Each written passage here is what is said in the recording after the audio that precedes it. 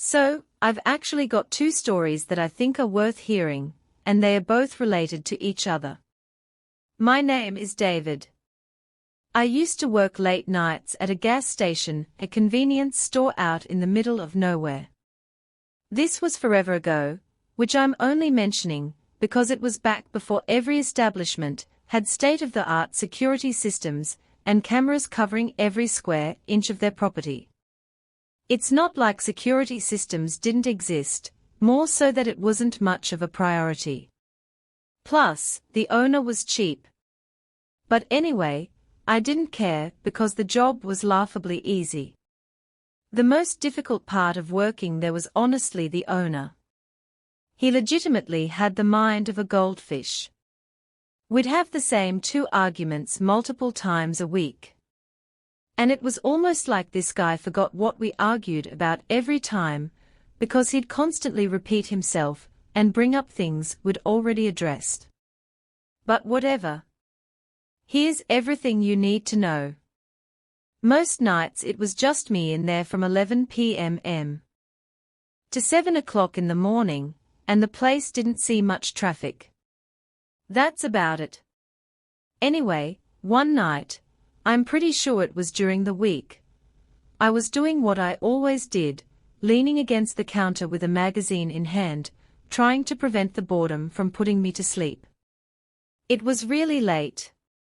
I don't remember exactly what time it was, since the store had the remarkable ability to blend all the ungodly hours of the night into one lump of misery. But the store was dead silent.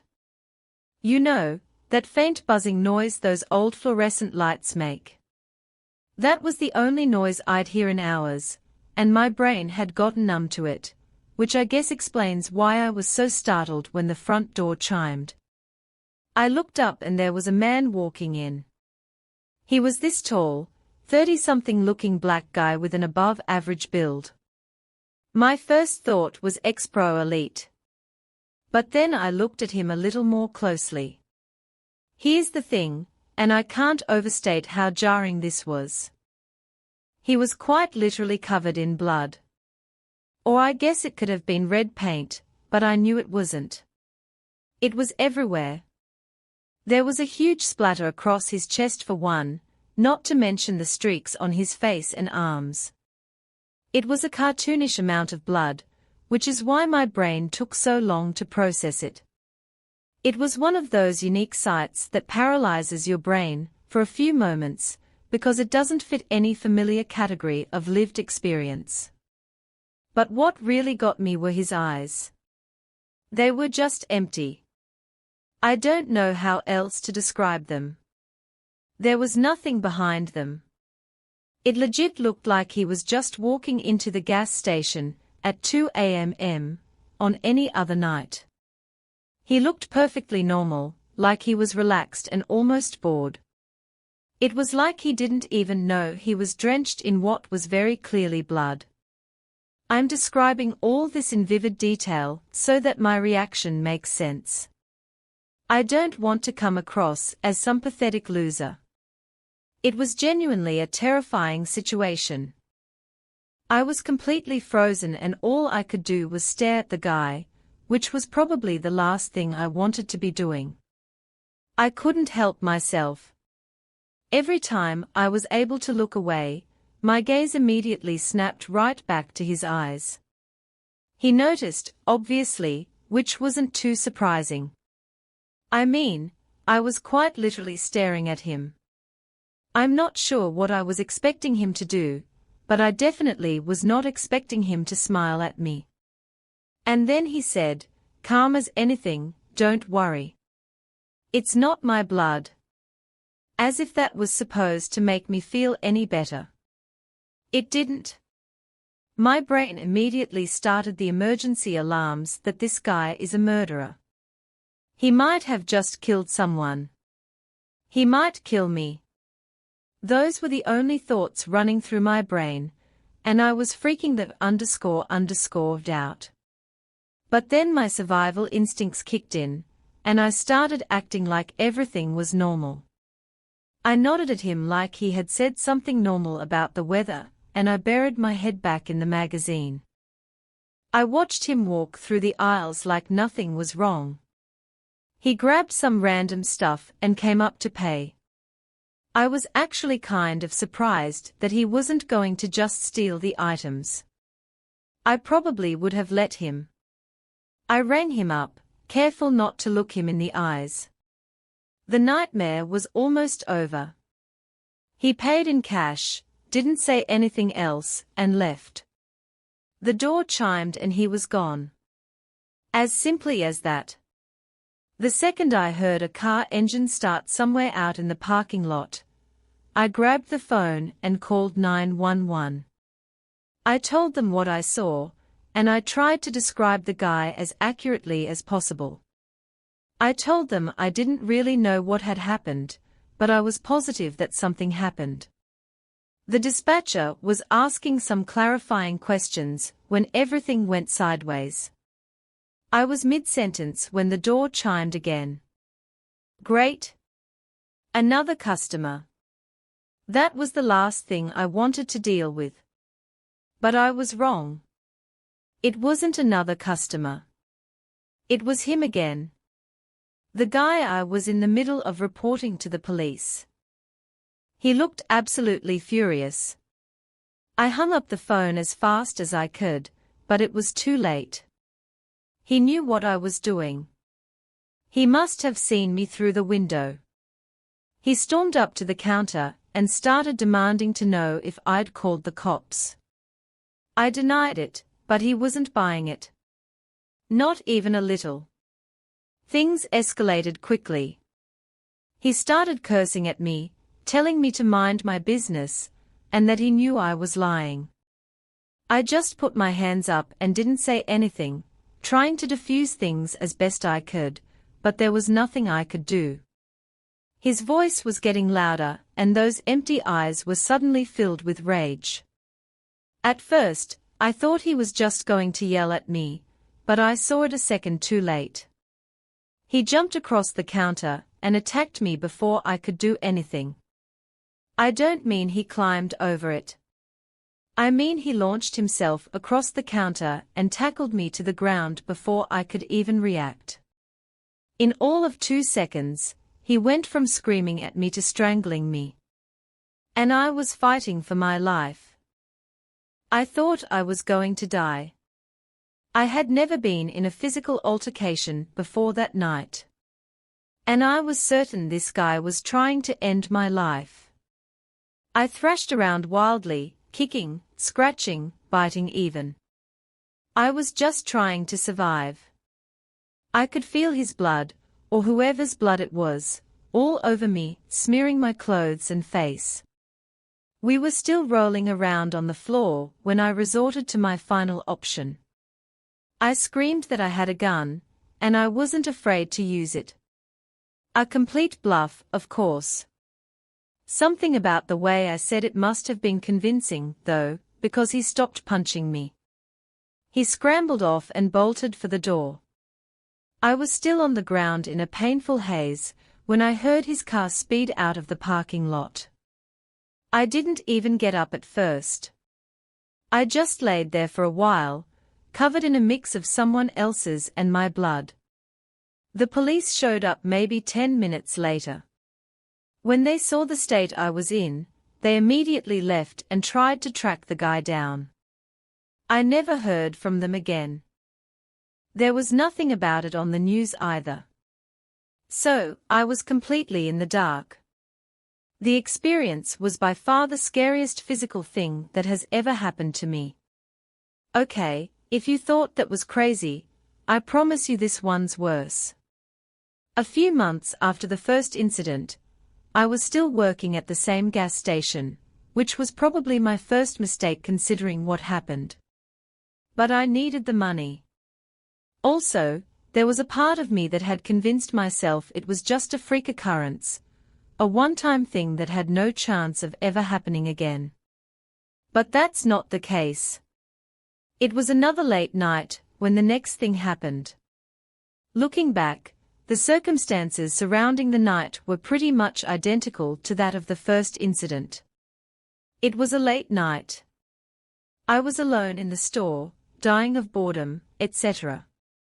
So, anyway, this guy walks in the store and immediately catches my eye. The first strange thing I noticed was that he was wearing a suit. And not just any suit. This thing looked expensive. It was dark grey and perfectly tailored. He had no business being anywhere near a gas station past midnight dressed like that. My first thought was that he must be coming from a wedding or maybe some kind of corporate event. I mean, there had to be some kind of explanation for what he was doing.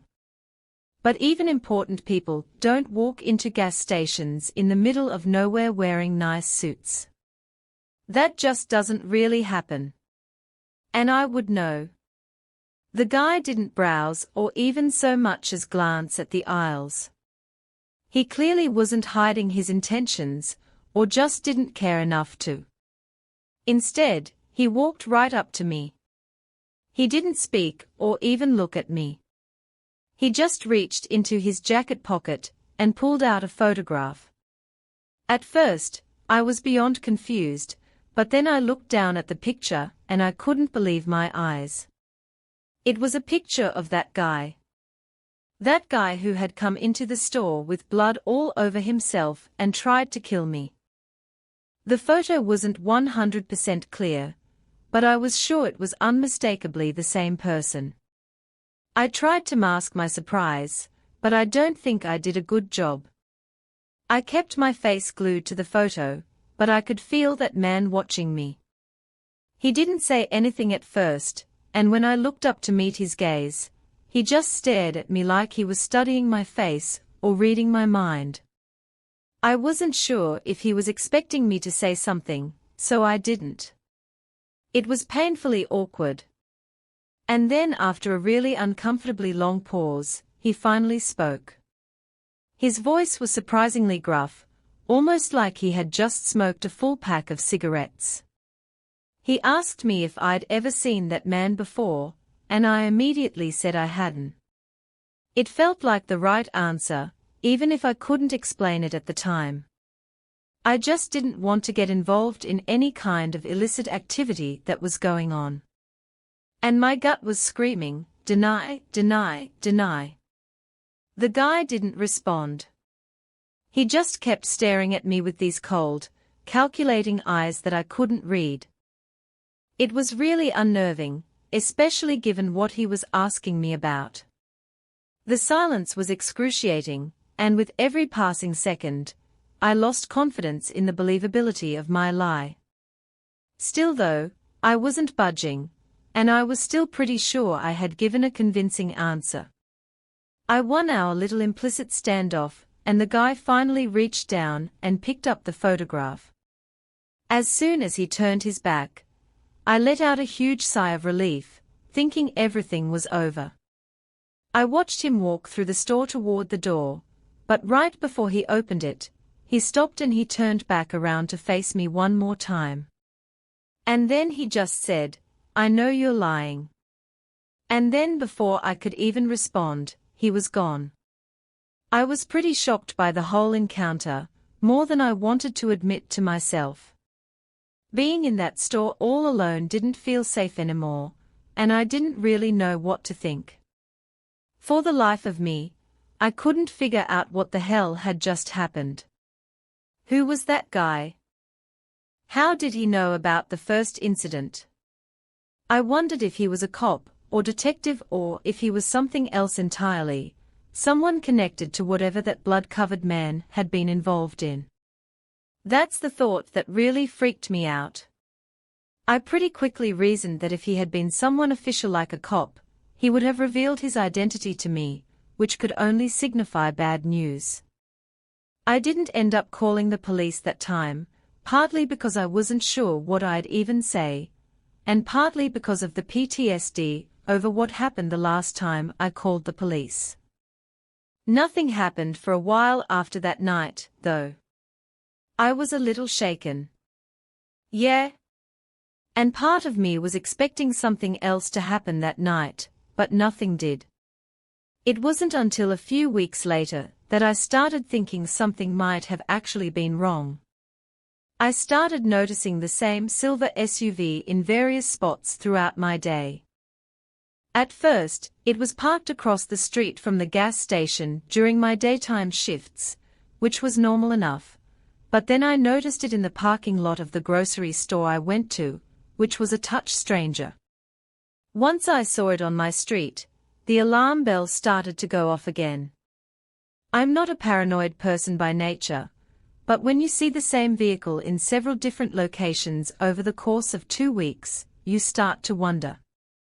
I had a feeling I knew who it was, and I told myself the next time I saw the car, I would call the police and report it as discreetly as possible. I knew it was that guy who had walked into the store that night in a suit. It had to be him.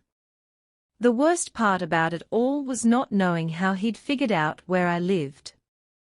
Somehow, he tracked me down. You have to remember, I lived alone at the time. It's not like I had protection at home, or a lot of people to consult on this. I don't know why, but I convinced myself things would blow over if I just ignored it. And of course, that was an awful way to proceed. About 3 weeks after he'd first shown up, I was jerked awake in the middle of the night by the sound of glass shattering. My first reaction wasn't to freeze or flee, but to fight. I grabbed the baseball that I kept under my bed and ran into the living room.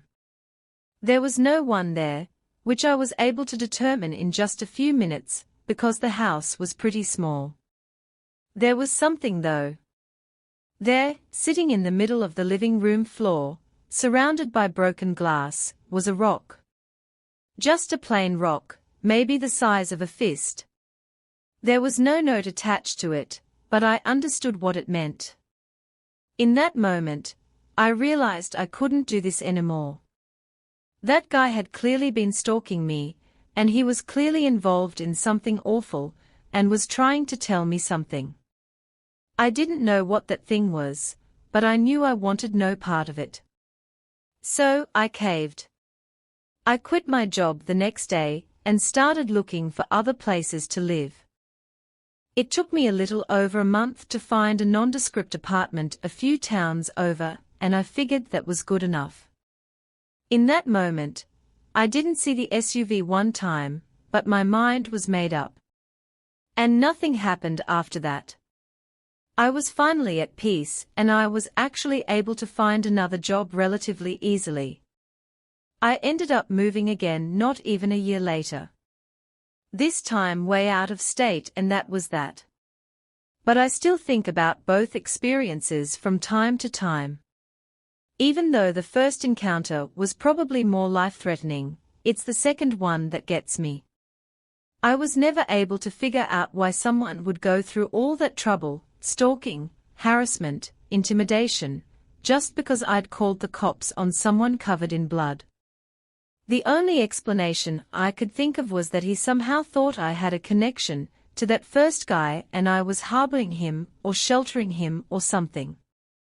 It's been years and I've accepted that I'll probably never figure out the truth behind any of what happened. This happened about 8 months ago. The night in question, I was heading back from a job site about 3 hours from my house. I was beat. The job had taken longer than expected, and I didn't have the amount of caffeine in my system such exhausting work required. By the time I got back on the road, it was already past 10. I know a 3-hour drive doesn't sound too intense, but I had been working so hard that even the simple task of keeping my eyes open was a chore. Plus, my truck is several years old.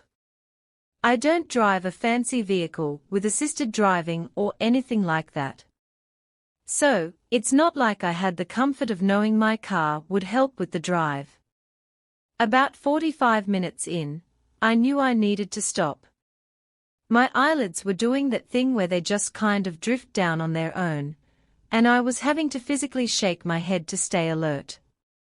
So, I pulled into the next gas station off the highway. It was around 11 o'clock at that point. I filled up my tank, smoked a cigarette, and kind of stood there debating what to do. I still had over 2 hours of driving ahead of me, and I knew there was no way I'd make it. So, I made the decision to take a quick nap and finish the drive afterward. I drove to the corner of the parking lot and turned my engine off. I was just going to go to sleep for a few hours right there. I've slept in worse places. It didn't seem like a big deal. I was out almost instantly. When my alarm went off, it felt like I had blinked and an hour had passed. I still wasn't fully rested, but I was definitely more alert than before, which was good enough for me. The lot was completely empty now. There had been at least 2 other cars there when I pulled in, and they were both gone. Without as much as a second thought, I started my truck and pulled back onto the highway. Things were fine for maybe the first 20 minutes. The highway was dead and I was kind of zoning out. Not falling asleep per se, but just letting muscle memory take over. I was essentially on autopilot. At one point, I realized my truck was making some strange noises. It actually took my brain a few minutes to process what I was hearing as abnormal. That's how zoned out I was. I turned the AC down so I could hear things more clearly. There was this faint thumping sound coming from somewhere behind me. I turned around a few times, but didn't see any loose items bouncing around in the back seat or anything like that. I figured it was just something shifting around in the truck bed. One of my tools, maybe. Beyond speculating, there wasn't much else I could do. The situation didn't really warrant me pulling over, so I made a mental note to check it when I got back home, and I kept driving. The sounds continued, though. It actually started to bother me, and I ended up cranking the radio to drown it out. At one point, I slammed my hand against the hood of the truck and cursed out of frustration. Strangely, that seemed to work. For maybe 10 minutes after that, things were quiet. I was relieved, not because the noise was worrying me, but because it was genuinely ticking me off. The adrenaline from getting so worked up had woken me up a bit more, which was a good thing. But that increased alertness also cleared some of the brain fog, and I started thinking about how odd it was for a sound being made by an inanimate object to stop so abruptly, as a result of my outburst. I had already eliminated the possibility that a faulty part in my truck had been making the sound. So, the fact that slapping the hood could have caused it to stop was such a weird coincidence. I was in my head about it, debating whether I should stop or not, when out of nowhere, I heard a deafening crack come from directly behind me. It was not a normal sound, and it definitely wasn't a normal crack either. It was more like a crash, like someone had thrown a rock against one of my windows. The next 30 seconds were pure chaos and terror. I turned around in shock, and what I saw nearly made me lose control of my vehicle. There was a person standing in my truck bed, banging on the glass divider between the truck bed and the back seat with one of my tools. It was dark, but I could clearly see him. He was banging on the glass repeatedly, like a wild animal trying to claw its way out of a cage. The way he was moving was truly barbaric. I can't overstate that enough. I swerved uncontrollably, partly out of fear and partly to try and shake him off. I lost control of the truck and started spinning out of control. I genuinely thought I was going to flip, but all I could think about was the maniac who was trying to smash his way through the glass. I somehow managed to wrestle the truck back under control, and I skidded to a halt halfway between the right lane and the shoulder. I was too disoriented and terrified to think about how lucky I had been to avoid a wreck. And the moment my head stopped spinning, I ripped off my seat belt. I don't know what came over me. I'm not the bravest person and I wasn't armed, but I knew I wanted to do something. I couldn't just sit there.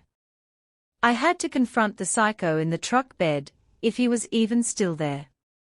I threw the door open and ran around the truck. As I was approaching the truck bed, I saw a man in a hoodie climbing out.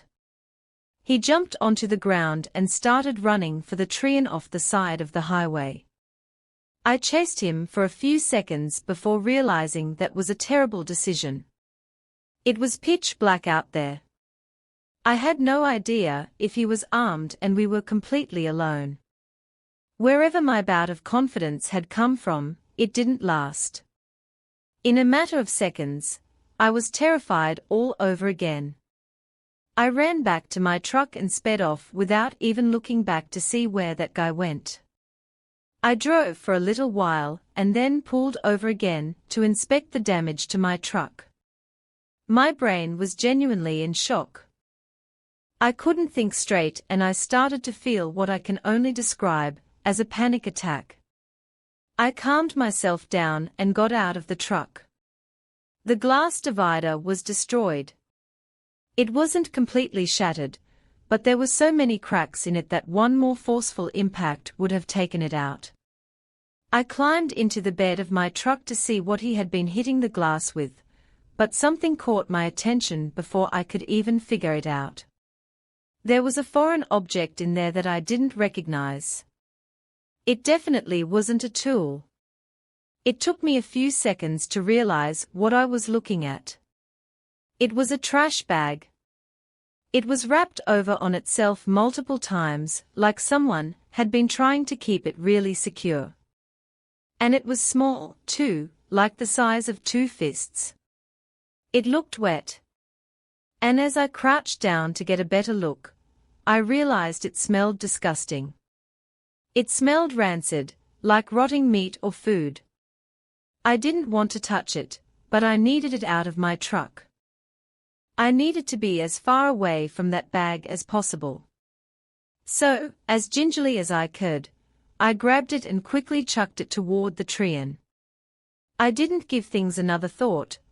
I immediately got back in the driver's seat and started driving away. As I was pulling out, I looked down at my hands and realized they were tinted slightly red. The bag had been coated in something. Something red. Something red that was now all over my hands. It was sickening, but there was nothing I could do besides drive. I rubbed my hands on my jeans and tried to just make it home without going insane. I ended up keeping the incident to myself. I didn't involve the police, and it wasn't until weeks later that I even told my friends about what happened. I couldn't stop thinking about the encounter for days afterwards. I got a friend of mine to fix my glass a few days later without asking questions, and that was pretty much that. But I'd be lying if I said I wasn't affected by what happened. Looking back, the only explanation that makes sense is that he climbed into the bed of my truck while I was asleep at the gas station, which makes sense because I don't have a bed cover. But he must have been lying completely flat there for most of the drive, too. Otherwise, I would have seen him.